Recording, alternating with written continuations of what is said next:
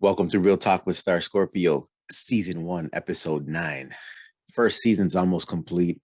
In this episode, Event Talk with Amita Singer, we learn how Amita started her journey in event planning, some of the challenges she's faced, and also that family, work-life balance that you always have to have. Sit back and enjoy. It was a great conversation. Stay tuned.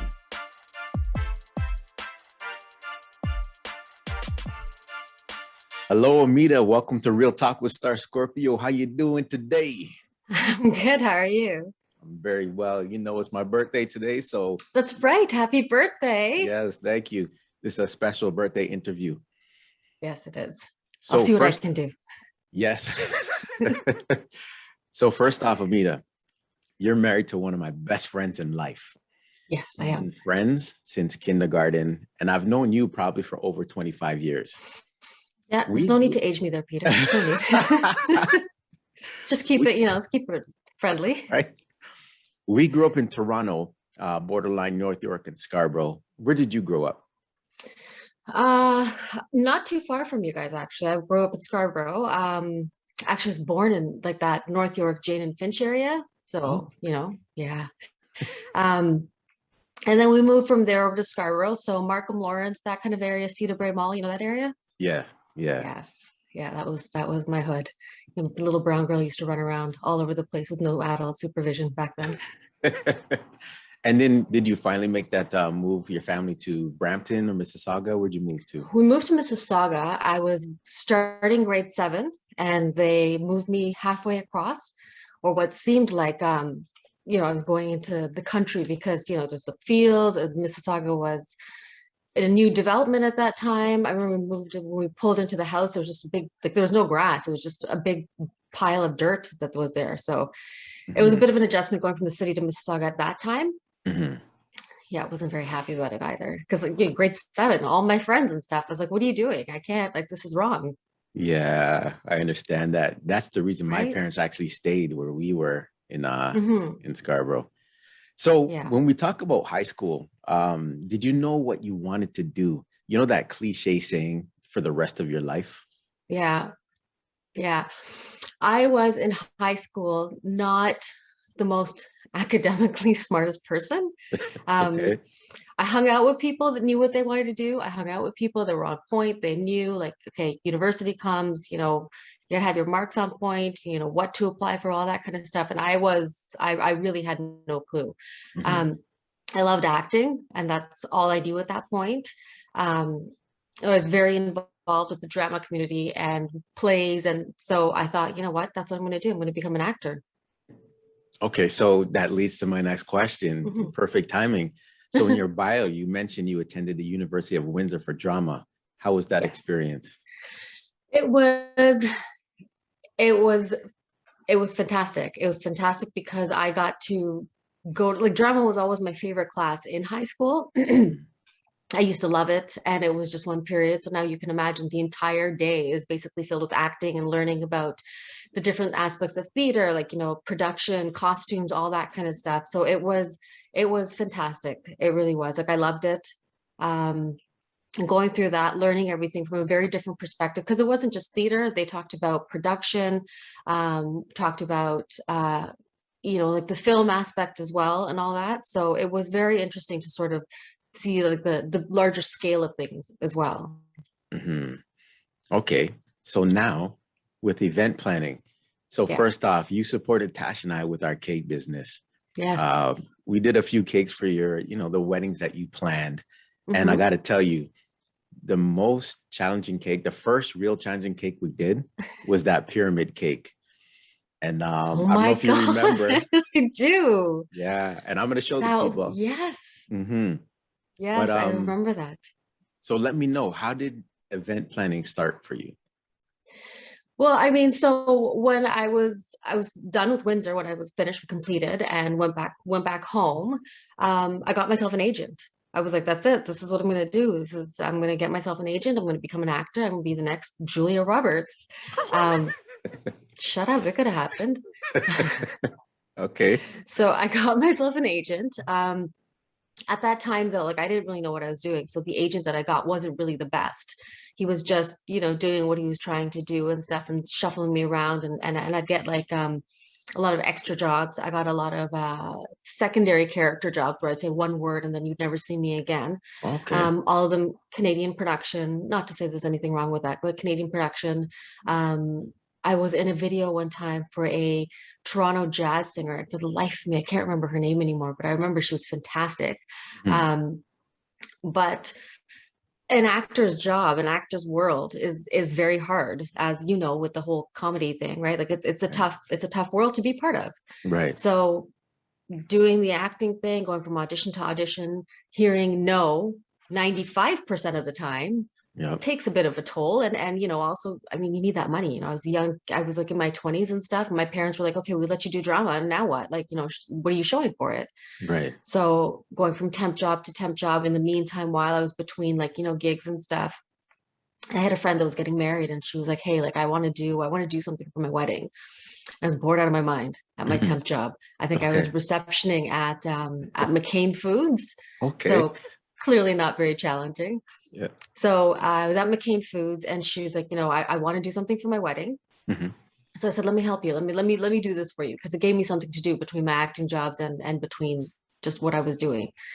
And there was just something about it. Like there was just all these different elements. There was the food, there was the DJ, there was the finding the venue, there was finding the right kind of a decor. There were just so many different elements that it in itself, while doing it, something it was just the challenge that was there. It almost like I was putting on a show, but just a different type of show. Do you know what I mean? Like it's still a production. It's still, something that people are going to come and they're going to enjoy and they're going to come see, but it's just the stage has been set differently now. Now, instead of an actor, they're guests that are attending. Now, instead of wardrobe, you're dictating what's the dress code. Instead Right. of, sound and lighting, it's, AV, right? Hmm. So when I saw it from that perspective, I was like, this is not too far removed from, it's like I said, I'm just putting on a different kind of show. Yeah.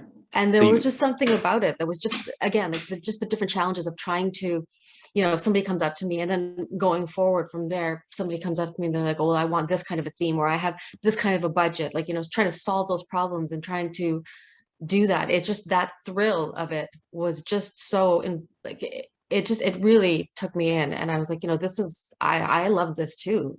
So let's try this for a little while and see what happens. I'll come back to Julia Roberts later, so right? so you had that passion for it and it was fulfilling for you. Yeah, Um, yeah. so what I want to know too now is, are you good with working under pressure? Oy, yeah, yeah, because I handle like I'm one of those weird people that don't get stressed. Or if Oh, you see me, I don't look like I'm stressed, but it shows, it comes out in different way. Obviously, everybody gets stressed, but it's just about how your body shows it. right. So my body will go through it in a different sort of way, but I don't get stressed. Like, you won't see me under pressure. I handle it very well. It's strange because I actually do thrive under those kind of situations. Like there's Oh been wow. times where I've been on site, Hmm. AV's not working, clients freaking out, guests are, late, and there's a whole whack ton of things that are happening, and the client will come to me because I'm sort of that focal point and they need to vent, so they're venting on me and I'll have a smile on my face. I'm like, it's going to be fine, everything's going to be great. Meanwhile, Right. I'm freaking out inside as Yeah, well. yeah. But I mean, it's part of the job. You have to, right? Like I can't be like, oh my god, you're right, it's all Yeah. going to hell. True, I true. can't do that. So it's crazy because my daughter Carissa, who shares the same birthday as you, you Yes, know she her, does. she Yes. had a question for you. And Oh, okay. you're kind of answering it now. Um, are there any challenges that you've had to overcome while planning an event?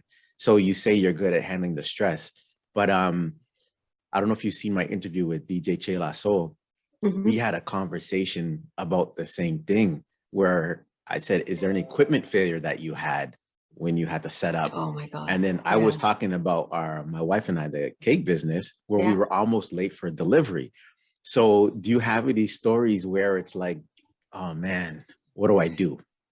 Oh, there's different events Mhm. bring up different things.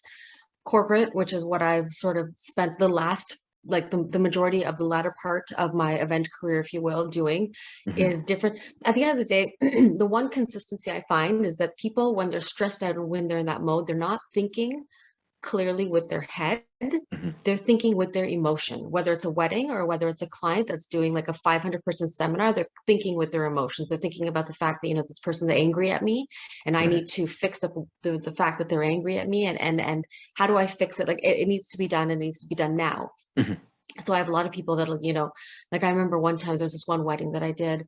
The bride's mom was she little cray cray, right? Yeah, yeah. So she's getting all up in the bride's face. She's getting in the room and stuff, and she's just and it's like the bride looked at me, and just the look on her face is like, you need to make this stop. Like you need to make her go away.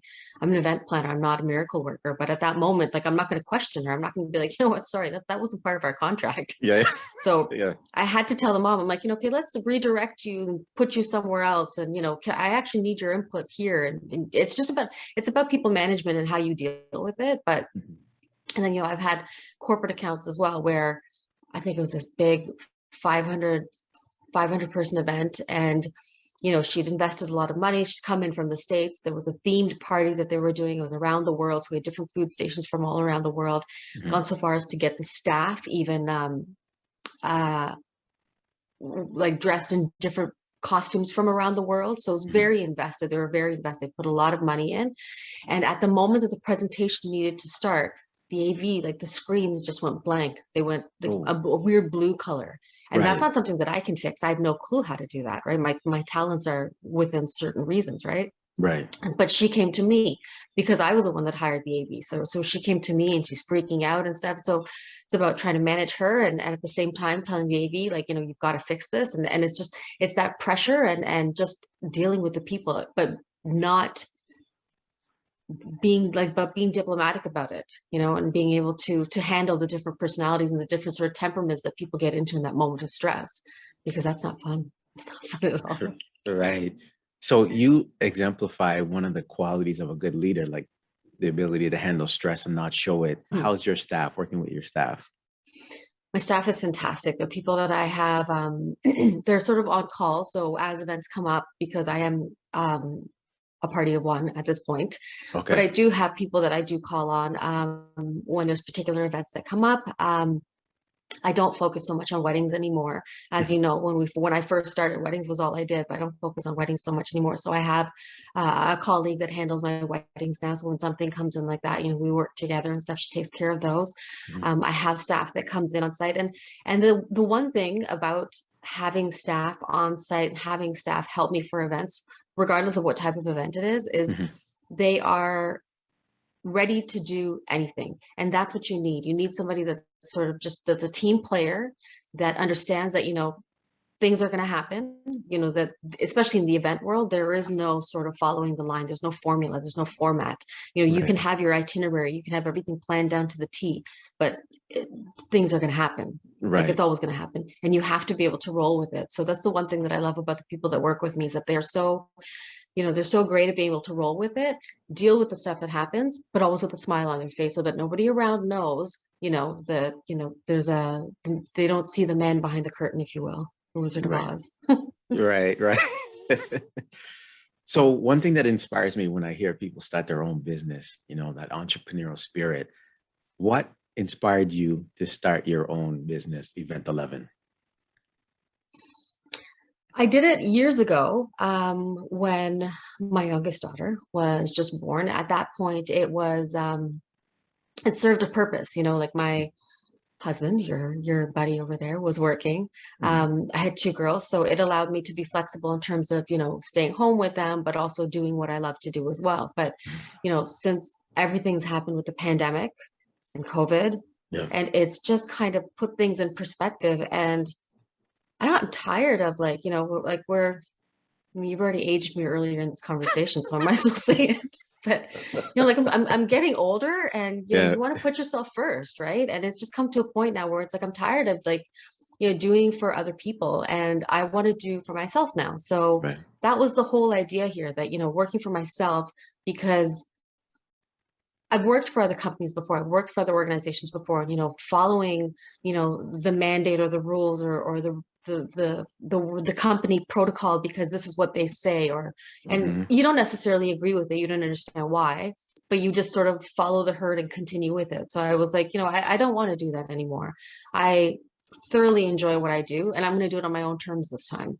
So that's why I was like, you know what, I've got this time.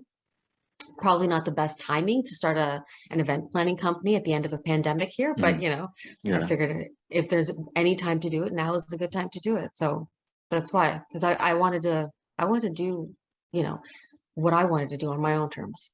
Amazing. And I wanted to ask about that. How has COVID impacted what you're doing right now? Oh my God, sucked. COVID sucked. The whole premise behind COVID is you can't hang out. You can't have you can't have gatherings. People can't get together. And that's everything that I do is gatherings, people getting together, Yeah. socializing, networking, right? Like that's everything. And I know a lot of people move themselves online, and we did like the virtual stuff, like we're doing now with Zoom, a lot of Zoom calls, a lot of Zoom events and stuff. And I worked for a while. I was working with this charity company, We Care Canada, Mhm. and they had this gala that they do every year, and they had to move it online. And they hired me as a contract employee for a while, so I helped them. And the whole gala was done online. Oh, And wow. yeah, normally like this gala that they would have that was for 500, like actually no, more than that, 700 to 800 people that they'd have an in-person gala, Hmm. silent auction, three-course meal, DJ dancing, the whole spiel, reduced to an online gala that was probably about 2 hours, Okay. and I don't know, like, I mean, I understand that you have to sort of roll with the punches and stuff, but it sucked for me. Like I was like, this is not how you do events. This is not how you connect. And that's why now things are slowly opening up and stuff. Like I feel like there's a craving for people to get together. There's a craving for that human connection again. People they want to have a party. They want to hang Hmm. out. They want to socialize and network and stuff because it was rough for me at least, you Yeah. know. I think a lot of people are impacted, Hmm. especially when it comes to that face-to-face Yeah. contact in those kind of careers. Um, Yeah. and now, how's the work-life balance for you? So you said you had kids. I know you have the two daughters, right? So how Yeah. is that? How's the balance with your career, even before What COVID? I Well, honestly, like hmm. So before COVID, I feel like my problem is that I don't know when to turn off, if that makes sense. Mhm. Like because now especially working from home, there's no like before, there'd be that 9 to 5 set hours, or you'd go into the office and you'd have that structured time, Mm. right? But now it's like you're working from home. So I find that, I'll work during the day and then I'll stop. And then, it's like 9 o'clock at night and I'm bored. So I'll open up the laptop and I'll start working again. There's no end time, if you will, now. Like it's just sort of, so it's about trying to manage that, sort of know when to scale back and be like, okay, this has got to be me time, because especially when you work for yourself, like you're on the entire time, right? You have to be present and available. Like if my phone rings at 7 o'clock at night now, I can't ignore it. If it's like before when, somebody would call and it'd be a number I didn't know, I'd be like, I'm not answering that. But I now get it's it. like, I got to answer that, right? Because it might be a client, it might be somebody, right? So you're kind of always switched on. So I've been really making a concerted effort to try and stay balanced because, again, like you said, I've got two girls, and as you know, your daughter's gone away to university now. It Mhm. happens quick, right? So Right, I'm like really trying to relish the moments with them here now too. right, It's right. hard, but yeah. Mhm. So I read in your bio that you did some work at the Toronto International Film Festival. So how long you Yes. been working with that? Was it one occasion or multiple? It it was the company that I worked for at that time. They would hire us to do some of their offsite events in and around downtown during that time.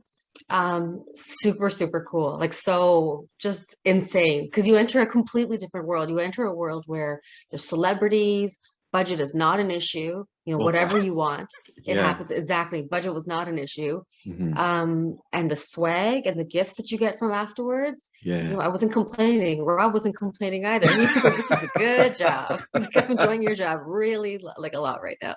So it Yeah. was good. I did a lot of events. We did who was it? Johnny Depp. I did an event with Oh, at really? a Yeah, yeah. Mhm. I wasn't allowed to talk to him. I think they saw the, the crazy in my eyes. So they're like, Yeah, no, yeah. no, keep that girl away from him.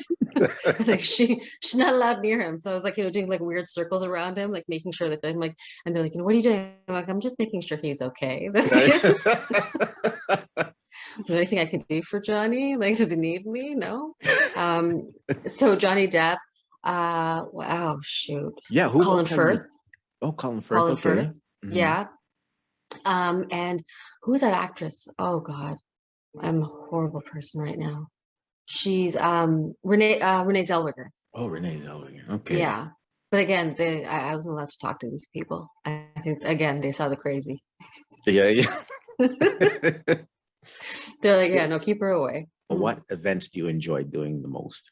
I enjoy doing the corporate events, to be quite honest, because Mm. with, I mean, the internet, the Toronto, like with TIFF, it was just there's because you're dealing with that kind of a clientele, you have to behave a certain way. There's certain expectations, Hmm. and I wasn't.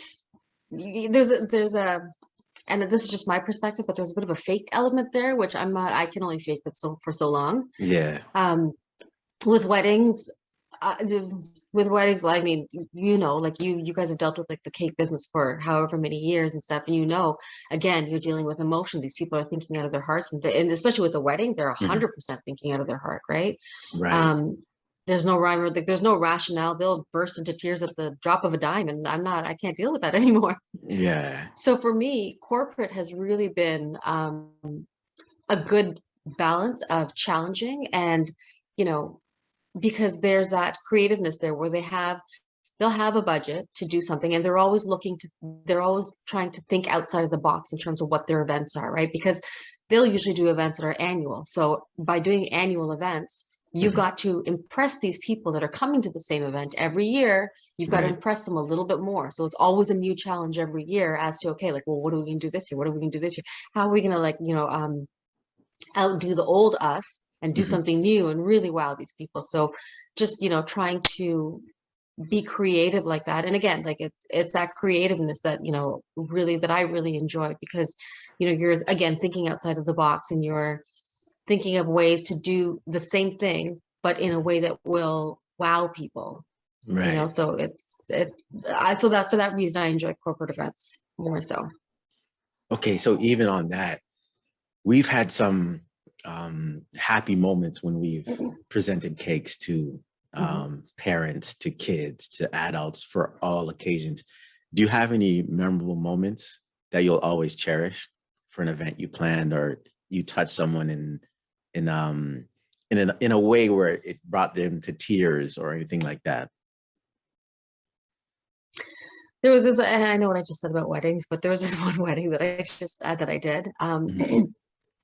Bride and groom were just the sweetest people, didn't know what they were doing. And that particular place that I was working at, I was the event manager for the venue. So the responsibilities that I had were only curtailed to us. They were curtailed to a certain point because I wasn't the wedding planner. I was the event manager for the venue.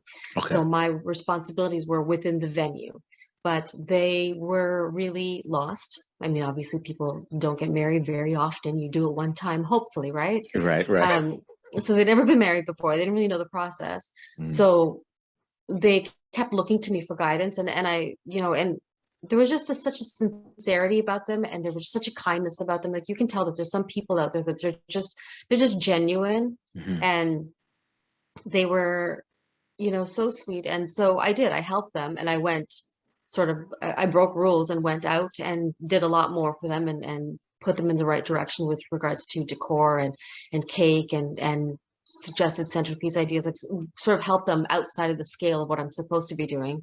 Right. And it's always when somebody's getting married, when they make that thank you speech at the end of the night and they include you in it, Wow. excuse me, they include you in it, and Hmm. you're like, I'm just an event planner. I'm just somebody in the background just helping you out. And the fact that you've included me in that speech, like that, for me, like at that moment this particular client, they did that. They thanked me. And in fact, they went on for about a good 2 to 3 minutes, just saying like, how helpful I was and all that stuff. And that really, that was huge for me because again, like that's your wedding day. Do you know what I mean? Like Yes. that's a very important day for you.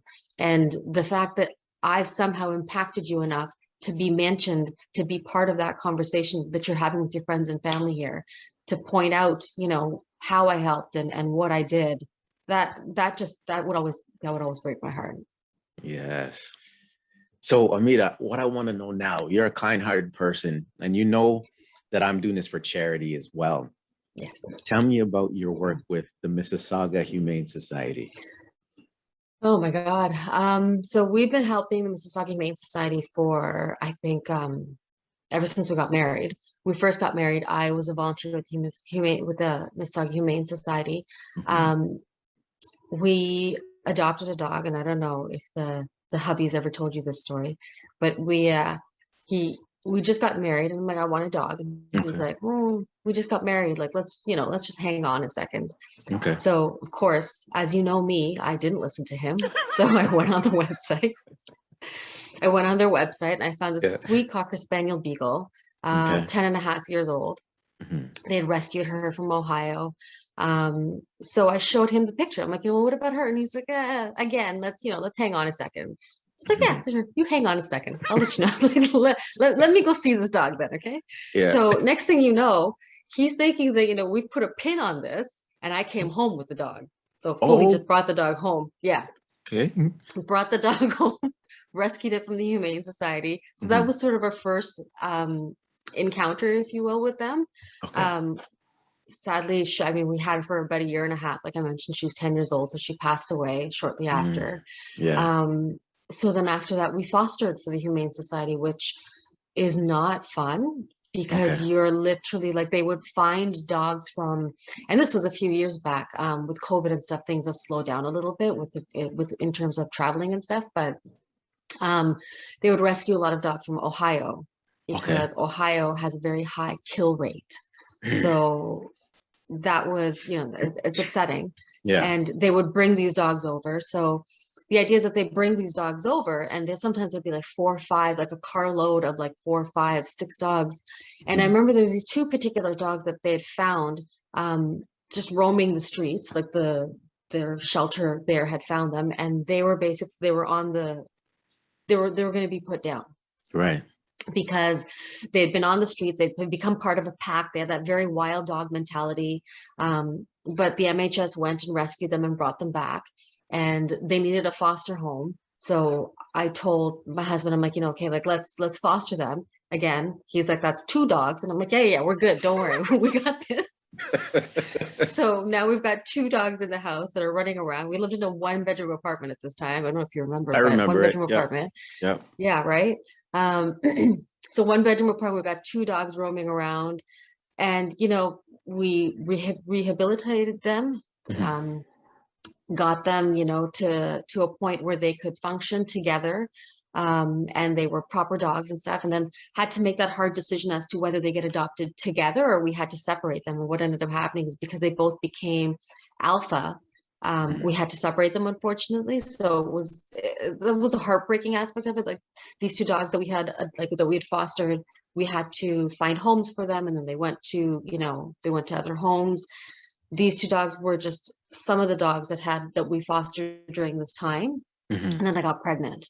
And then when I got Okay. pregnant, then my husband was like, okay, no, we got to seriously put a pin in it now. Like you can't Right. keep doing this. Right. Right. We've got to stop. So I was like, okay, fine, we'll stop.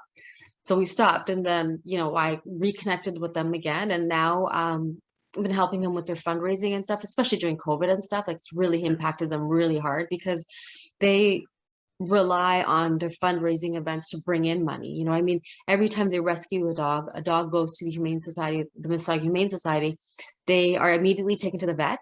The vet Mhm. will go over and do a check and stuff. And, if they need to be spayed or neutered, they're spayed or neutered at that time. And these Mhm. are all things that the Humane Society will take care of on their own. Like they're eating that cost. Like Right. they're the ones that are paying for it, right? So all the money that they raise goes to, paying back those vet bills. And it breaks your heart to see how many dogs out there and cats out there are actually, they're not healthy. So more often than not, when people have an unhealthy dog or cat, they'll give it up or they'll put Right. it down, right? Because the act of taking care of an animal that is compromised or sick like that you don't want to do that, but people don't want to do that. So there's a lot of animals, a lot of cats, especially that have diabetes or other illnesses and stuff that require to make extra like other medication or extra attention and stuff. And the Humane Society will pay for it, so that money's Wow. got to come from somewhere. Right. So Mhm. every fundraising event that they do, and we just had one this past Saturday, but every fundraising event they do, every bit of money that comes in goes Mhm. toward paying off those vet bills and helping those animals get healthy too. Wow, amazing work, amazing. And what I'm going to do today is donate to the Mississauga Humane Society. That's fantastic. And if I had money, I already know what I would do with the money. I'm getting choked up here because I'd be helping a lot of foundations out. I'd be helping a lot of people out. Mhm. But Amita, we come to the point in the interview now Yes. where you're going to pick a balloon that you want me to pop. Okay. Yeah, Oh, that you want me to pop. And inside will be the charity that I'm donating to. Okay. okay. So it's either going to be the Canadian Cancer Society, Yeah. ALS, or Alzheimer's. Okay. So Amita, I'm holding 3 balloons. You tell me which balloon you want me to pop.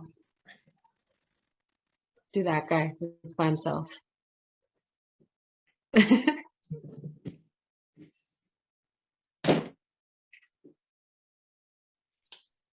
And the 9th charity Star Scorpio will be donating to is...